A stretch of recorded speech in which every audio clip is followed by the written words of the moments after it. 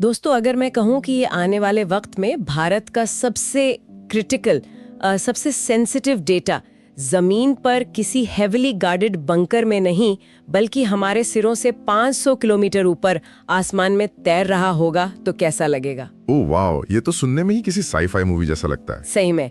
और जबकि धरती पर हमारे सबसे जरूरी लाइफ सेविंग बंकर्स यानी हमारे हॉस्पिटल्स सबसे डेंजरस जगह बनते जा रहे हैं। आज हमारे पास सोर्सेज का जो स्टैक आया ना, वो एकदम माइंड ब्लोइंग है। एक अजीब सा पैराडॉक्स पेश कर रहा है ये सब। बिल्कुल, और ये पैराडॉक्स सच में दिमाग को सोचने पर मजबूर कर देता है। एक तरफ हमारी ह्यूमैनिटी अपने इंजीनियरिंग का पीक टच कर रही है। हाँ, और दूसरी तरफ बेसिक ह्यूमन प्रोटेक्शन के स्ट्रक्चर्स कोलैप्स हो रहे हैं। ठीक है, चलिए इसे थोड़ा अनपैक करते हैं। इस गहरी चर्चा में आज हमारा मिशन है दुनिया के सबसे एडवांस्ड इंफ्रास्ट्रक्चर को डीपली समझना। करेंगे जहां एक तरफ हम स्पेस के हार्श वैक्यूम में अपना खुद का एआई डेटा सेंटर एस्टैब्लिश कर रहे हैं, और वहीं दूसरी तरफ जमीन पर अपने मेडिकल इंफ्रास्ट्रक्चर को बेसिक सर्वाइवल के लिए स्ट्रगल करते हुए देख रहे हैं। हाँ, पर ध्यान देने वाली बात यह है कि इन दोनों अलग अलग लगने वाले टॉपिक्स के बीच एक बहुत सॉलिड कंसेप्चुअल ब्रिज है, और वो है रेजिलियंस। किसी सिस्टम का मजबूत होना। राइट। एक्सट्रीम प्रेशर, चाहे वो स्पेस के जीरो ग्रेविटी और वैक्यूम का हो या फिर जमीन पर वॉर जोन्स और लोकल डिजास्टर्स का हो, एक फेल सेफ आर्किटेक्चर कैसे काम करता है, आज हम इसी कॉर लॉजिक को डीकोड करेंगे। सही बात है। तो कहां से शुरू करें? तो चलिए सबसे पहले उस प्रेशर पॉइंट की बात करते हैं जिसने टेक इंडस्ट्री की नींद उड़ाई हुई है। जमीन पर जो मैसिव एआई मॉडल्स ट्रेन हो रहे हैं, उसका सीन काफी कॉम्प्लिकेटेड हो चुका है। बहुत ज्यादा। हम सब जानते हैं कि ground based data centres literally बिजली पी रहे हैं, कूलिंग के लिए हजारों लीटर पानी लग रहा है, और एनवायरमेंटल रेगुलेशंस टाइट हो रहे हैं। एग्जैक्टली। तो इस पावर और रियल एस्टेट के बॉटलनेक का आखिर सोल्यूशन क्या है? आज हम मई 4, 2026 की एक माइंड बेंडिंग अनाउंसमेंट देखते हैं। पिक्सल और सर्वम एआई मिलकर इंडिया का पहला orbital data centre satellite launch करने वाले हैं। ये एक्चुअली स्पेस टेक में एक पैराडाइम शिफ्ट है ना? इसका नाम उन्होंने पाथफाइंडर रखा है और इसका टारगेट लॉन्च इसी साल के एंड तक यानी Q4 2026 तक का है। पिक्सल ने जो डिटेल शेयर की हैं उसके हिसाब से ये एक 200 किलो क्लास का सैटेलाइट होगा। वेट, एक मिनट, यहाँ थोड़ा फ्रिक्शन है मेरे दिमाग में। 200 किलो का सैटेलाइट? मेरा डबल डोर फ्रिज इससे ज्यादा भारी होता है। हाँ बिल्कुल, लेकिन इसका साइज इसकी असली कहानी नहीं है। असली ट्विस्ट इसके अंदर के हार्डवेयर में है।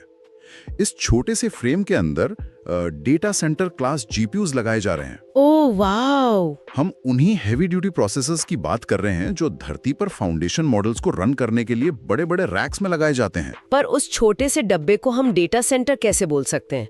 वो जमीन के उन मैसिव क्लाउड सर्वर्स को आखिर टक्कर कैसे देगा? यही तो टेक मिनिचराइजेशन का मैजिक है ना।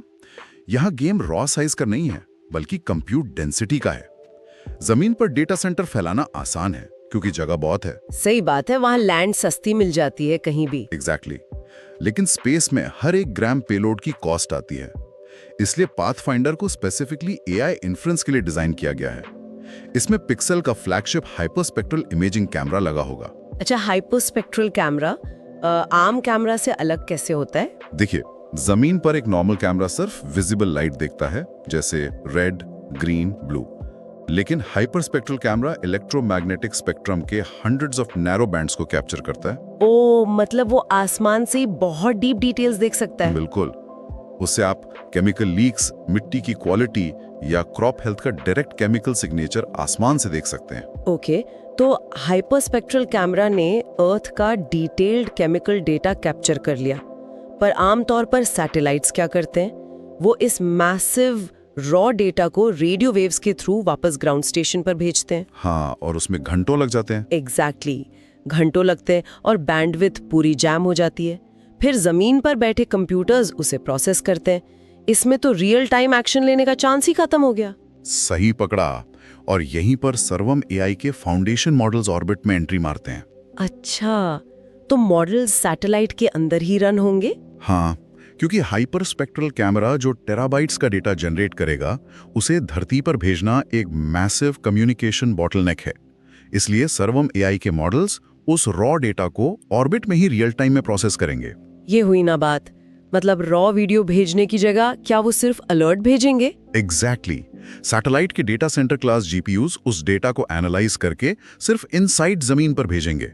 जैसे रॉ डेटा की जगह सिर्फ एक टेक्स्ट अलर्ट भेजना कि इस स्पेसिफिक कोऑर्डिनेट पर गैस लीक हो रहा है। वाह, ये तो बिल्कुल वैसा ही हुआ ना जैसे पहले हम बेसिक फीचर फोन्स यूज करते थे। हाँ, बिल्कुल सही एनालॉजी है। उनमें कोई प्रोसेसिंग पावर नहीं होती थी। आपने बटन दबाया, रिक्वेस्ट सर्वर पर गई, वहां प्रोसेस हुई और वापस आई। लेकिन अब स्मार्टफोन्स के अंदर अपना खुद का न्यूरल इंजन होता है। सही बात है, इमेज प्रोसेसिंग डिवाइस के अंदर ही हो जाती है आजकल। तो हम कह सकते हैं कि पाथफाइंडर स्पेस के लिए वही स्मार्टफोन मोमेंट है। लेकिन मेरे दिमाग में एक और इंजीनियरिंग सवाल घूम रहा है। बोलिए, क्या सवाल है? देखिए, जीपीयूज जब काम करते हैं तो वो बहुत हीट जनरेट करते हैं, है ना? जमीन पर उन्हें ठंडा रखने के लिए बड़े बड़े एसीज और लिक्विड कूलिंग लगती है। पर स्पेस तो एक वैक्यूम है, वहां हवा ही नहीं है, तो आखिर फैन कैसे चलेगा, थर्मल कूलिंग कैसे होगी? ये सवाल इस पूरे मिशन का सबसे बड़ा इंजीनियरिंग चैलेंज हाईलाइट करता है। वैक्यूम में कन्वेक्शन कूलिंग हवा के जरिए हीट हटाना कंप्लीटली इम्पॉसिबल है। तो फिर हीट निकलेगी कैसे सिस्टम से? स्पेस में सिस्टम को अपनी हीट डायरेक्टली थर्मल रेडिएशन के थ्रू स्पेस में छोड़नी पड़ती है, जो कि काफी स्लो और कॉम्प्लेक्स प्रोसेस है। इस मिशन से एग्जैक्टली इन्हीं चीजों की टेस्टिंग होगी। ओह, मतलब स्पेस के एक्सट्रीम टेम्परेचर्स और जीरो ग्रेविटी में ये पावर और थर्मल मैनेजमेंट कैसे सस्टेन होगा? हाँ, और पिक्सल के सीईओ आवाज अहमद ने साफ कहा है कि जमीन पर रिसोर्सेज वैसे भी खत्म हो रहे हैं, जबकि ऑर्बिट में massive solar energy directly available है। सही बात है, वहाँ क्लाउड्स या मौसम का तो कोई इशू ही नहीं है। एग्जैक्टली ये सैटेलाइट उन्हीं अबंडेंट सोलर रिसोर्सेज को टैप करके इस एक्सट्रीम कूलिंग और पावर साइकिल को बैलेंस करेगा। और अगर ये सक्सेसफुल रहा तो ये फ्यूचर के बड़े कमर्शियल ऑर्बिटल डेटा सेंटर्स का बेस बनेगा। अमेजिंग। सुना इनकी गीगापिक्सल फैसिलिटी में जहां इसका कंस्ट्रक्शन हो रहा है, वहां एक बार में ऐसे 100 सैटेलाइट्स बनाए जा सकते हैं। बिल्कुल, और इस टेक मार्वल के साथ एक और लेयर जुड़ी है जो किसी फिजिक्स प्रॉब्लम से भी ज्यादा इंपॉर्टेंट है। Data sovereignty, right? इस सब का आखिर मतलब क्या है, खासकर डेटा सॉवरेंटी के लिए? यहाँ जो सबसे दिलचस्प बात है वो ये है कि एआई इंफ्रास्ट्रक्चर सिर्फ सॉफ्टवेयर का सवाल नहीं है, ये देश की संप्रभुता का सवाल है। प्रत्युष कुमार, जो सर्वम के सीईओ हैं, उनका स्टेटमेंट काफी प्रोफाउंड है। उन्होंने क्या कहा था एग्जैक्टली? उन्होंने कहा, India built models running in orbit aboard an India built satellite. Oh wow, इसका एक्चुअल इम्पैक्ट क्या है ग्राउंड पर? इसका इम्पैक्ट जियोपॉलिटिकल और स्ट्रैटेजिक दोनों है। जब आपका कैमरा, आपका एआई मॉडल, आपका जीपीयू और इन्फ्रेंस इंजन सब आपका अपना है, तो आपको डेटा प्रोसेसिंग के लिए किसी third party foreign cloud platform की जरूरत ही नहीं पड़ती। मतलब हम फॉरेन ग्राउंड स्टेशंस को पूरी तरह बाईपास कर सकते हैं? एग्जैक्टली। डेटा कलेक्ट होने से लेकर एक्शनेबल इंटेलिजेंस बनने तक का पूरा साइकिल टोटली सॉवरेन है और इंडिपेंडेंट है। ये एक कंप्लीटली आत्मनिर्भर टेक स्टैक है जो किसी ग्लोबल इंटरनेट आउटेज या डिप्लोमेटिक टेंशन से अफेक्ट नहीं होगा। जरा सोचिए, हम कितनी डीप और इंडिपेंडेंट फेल सेफ प्लानिंग कर रहे हैं इन डेटा पैकेट्स को बचाने के लिए। स्पेस के वैक्यूम तक का जुगाड़ सेट कर लिया है हमने। हाँ, इंजीनियरिंग लेवल पर हमने स्पेस को कॉन्कर कर लिया है। पर दोस्तों, यहाँ से हमारी चर्चा एक बहुत ही डार्क और जारिंग रियलिटी की तरफ टर्न लेती है, और यहाँ बात सच में बहुत इंटरेस्टिंग या कहीं अलार्मिंग हो जाती है। आप फिजिकल हेल्थ केयर इंफ्रास्ट्रक्चर की तरफ इशारा कर रही हैं, राइट? यस, हम एक तरफ तो वैक्यूम में एक्सट्रीम रेजिलियंस इंजीनियर कर रहे हैं, पर जहाँ हवा है, ग्रेविटी है और एक्चुअल इंसानी जानें हैं, वहाँ का अहम फिजिकल इंफ्रास्ट्रक्चर लगातार कोलैप्स हो रहा है। जमीन पर जो हालात हैं उनको देखकर स्पेस के डेटा सेंटर्स वाली कामयाबी डेफिनेटली थोड़ी अधूरी लगने लगती है। एब्सोल्युटली। सोर्सेज के सेकंड स्टैक में एक जॉइंट स्टेटमेंट है जो ठीक आज यानी मई 4, 2026 को रिलीज हुआ है। ये statement international committee of the red cross और वर्ल्ड हेल्थ ऑर्गेनाइजेशन, जिसे हम WHO कहते हैं, और MSF के हेड्स की तरफ से आया है। और ये डेट काफी सिग्निफिकेंट है क्योंकि आज UN सिक्योरिटी काउंसिल रेजोल्यूशन 2086 की 10वीं सालगिरह है। हाँ, सुनने वालों को बता दूं कि ये रेजोल्यूशन एक दशक पहले स्पेसिफिकली इसलिए लाया गया था ताकि आर्म्ड कॉन्फ्लिक्ट्स और वॉर जोन्स में हेल्थ केयर फैसिलिटीज, डॉक्टर्स और पेशेंट्स को हर हाल में प्रोटेक्ट किया जा सके। लेकिन स्टेटमेंट का कंक्लूजन क्या है? यही कि पिछले 10 सालों में ये लॉ सिचुएशन को सुधारने में नाकाम रहा है। एग्जैक्टली इन तीनों ऑर्गेनाइजेशंस ने इस 10 साल के टाइम को क्लियरली एक फेलियर डिक्लेयर किया है।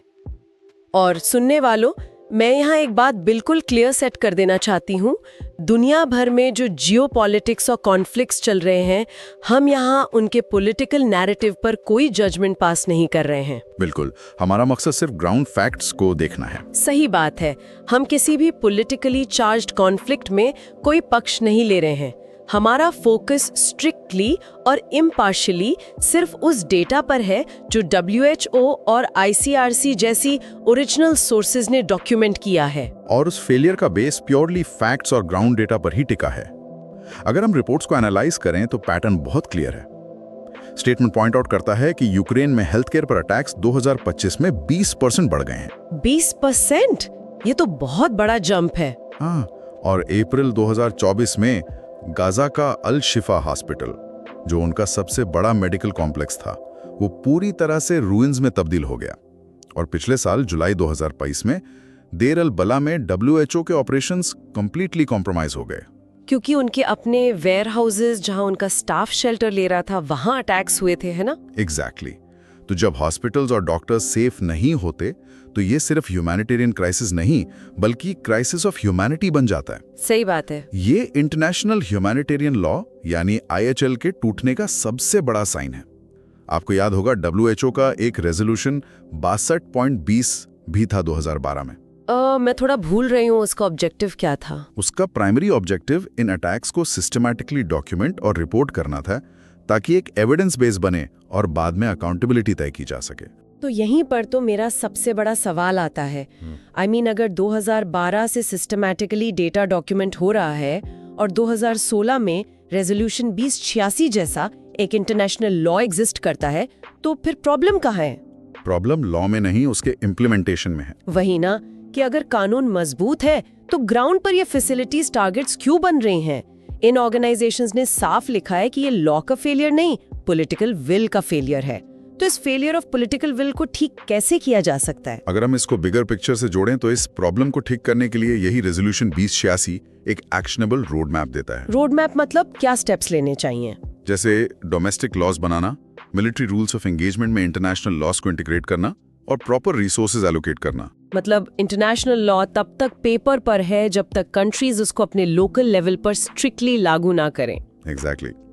दुनिया भर में हॉस्पिटल्स, चाहे वॉर जोन्स में हों या हमारे अपने शहरों में, आम दिनों में उनका इंफ्रास्ट्रक्चर सुरक्षित रखना पहली प्राथमिकता होनी चाहिए। सही बात है। और इसी डोमेस्टिक लॉ और सेफ्टी की बात से हम अपने आखिरी टॉपिक पर आते हैं, जो भारत के अंदर हॉस्पिटल्स को फिजिकल हैजर्ड से बचाने के बारे में। हम वॉर जोन्स की तो बात कर रहे हैं, पर पीस टाइम में क्या हमने अपने हॉस्पिटल्स को सेफ रखा है? ये सवाल अभी इसलिए भी हाईलाइट हो रहा है क्योंकि union ministry of health and family welfare द्वारा pan India fire safety week मनाया जा रहा है। हाँ, ये 4 से 10 मई 2026 तक चलेगा ना? बिल्कुल। और कल यानी 5 मई को यूनियन हेल्थ सेक्रेटरी श्रीमती पुण्या सालीला श्रीवास्तवा इसे कर्तव्य भवन 1 न्यू दिल्ली में इनॉग्रेट करेंगी। वहाँ इस इवेंट में fire safety in health facilities पर एक प्रतिज्ञा यानी प्लेज भी ली जाएगी, राइट? हाँ, इस पूरे हफ्ते चलने वाले कैंपेन में अवेयरनेस कैंपेन्स, मॉक ड्रिल्स और कैपेसिटी बिल्डिंग इनिशिएटिव्स होंगे। मकसद ये है कि हेल्थ केयर एडमिनिस्ट्रेटर्स और पर्सनल को किसी भी इमरजेंसी रिस्पॉन्स के लिए मेंटली और फिजिकली तैयार किया जा सके। अगर मैं इसे अपने टेक गीक्स के लिए थोड़ा टेक एनालॉजी से रिलेट करूं तो कीजिए। आई थिंक वो ज्यादा बेटर समझेंगे। जैसे साइबर थ्रेट से बचने के लिए सिस्टम में फायरवॉल्स और बैकअप सर्वर जरूरी हैं, वैसे ही रियल वर्ल्ड हॉस्पिटल्स में फायर सेफ्टी ड्रिल्स लगाना फिजिकल इंफ्रास्ट्रक्चर की डीबगिंग और पैचिंग करने जैसा ही है। बहुत अच्छी एनालॉजी है। सिस्टम को फेल होने से पहले ही टेस्ट करना। एग्जैक्टली, दोनों जगह मकसद एक ही है, zero down time for life saving operations. एक हॉस्पिटल में अगर आग लगती है तो वो पूरे सिस्टम का कैटास्ट्रोफिक क्रैश है।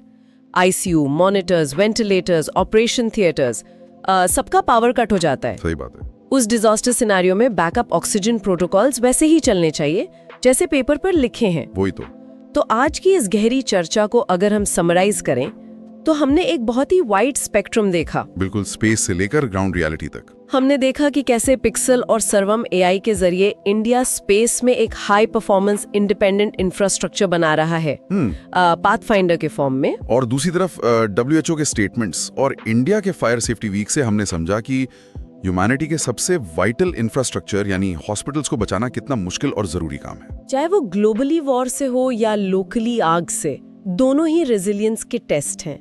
इसलिए दोस्तों, हमारे टेक पढ़ने वालों और इंजीनियरिंग की दीवानों के लिए मेरा एक संदेश है, आप सब फ्यूचर के बिल्डर्स हैं। सही बात है। आज जो कोड लिखा जा रहा है वही फ्यूचर का बेस है। एग्जैक्टली। आप चाहे स्पेस में घूमने वाले 200 किलो के ऑर्बिटल GPU क्लस्टर्स डिजाइन कर रहे हो या अपने शहर के हॉस्पिटल के लिए डिजास्टर मैनेजमेंट सॉफ्टवेयर बना रहे हो, आपका गोल हमेशा सिस्टम्स को रेजिलिएंट, सॉवरेन और फेल सेफ बनाना होना चाहिए। क्योंकि एक वीकलिंग पूरे इंफ्रास्ट्रक्चर को तबाह कर सकता है। बिल्कुल। और चलते चलते एपिसोड का अंत में एक छोड़ देने वाले सवाल के साथ करना चाहती हूँ।